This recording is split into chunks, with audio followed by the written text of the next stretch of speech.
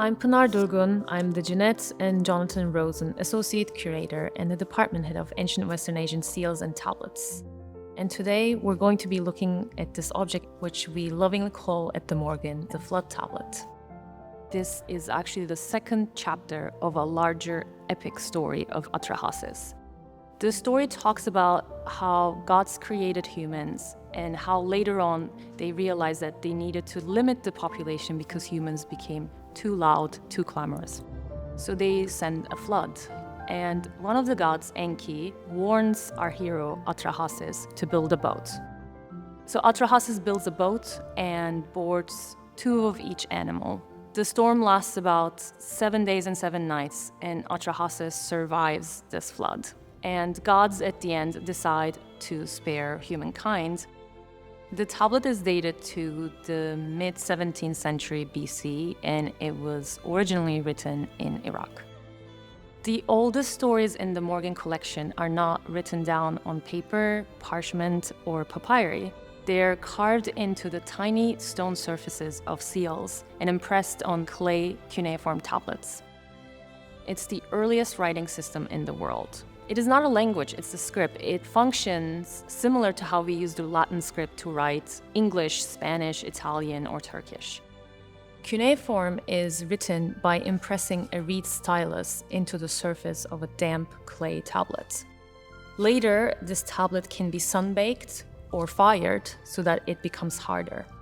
Cuneiform tablets were probably written down by being held in your palm and was written down not like so, but probably like so.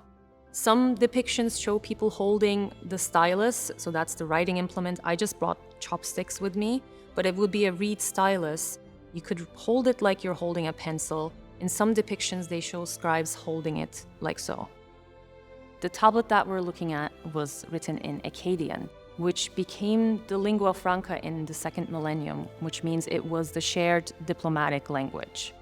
Ancient scribes in Western Asia were copying a lot of these historical religious texts and placing them in libraries to survive them, to preserve this knowledge for later generations. So what we're looking at here in this corner of the tablet is what we call a colophon. This colophon notes the name of the scribe, who was a junior scribe. His name was Azak Aya. He notes the date of the tablet, which was the 11th year of the Babylonian king Amisaduqa. And we are very lucky that this portion has survived, so we can tell that this was a copy of an older tablet, of an older version of this story. This is one of my favorite objects in the Morgan collection because it connects to the larger history of scholarship and preserving information. We have many Bibles in the Morgan collection, but we can call this one of the origin stories of the biblical stories. It's also a compelling object to me because a scribe deemed this story important enough to copy it and preserve it.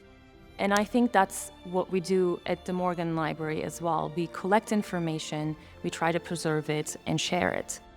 The other thing that I find really interesting about this tablet is that in the face of divine anger, catastrophes, humans always find curious, creative ways to survive. And that in some ways gives me hope for the future. It makes us want to preserve stories of resilience for future generations.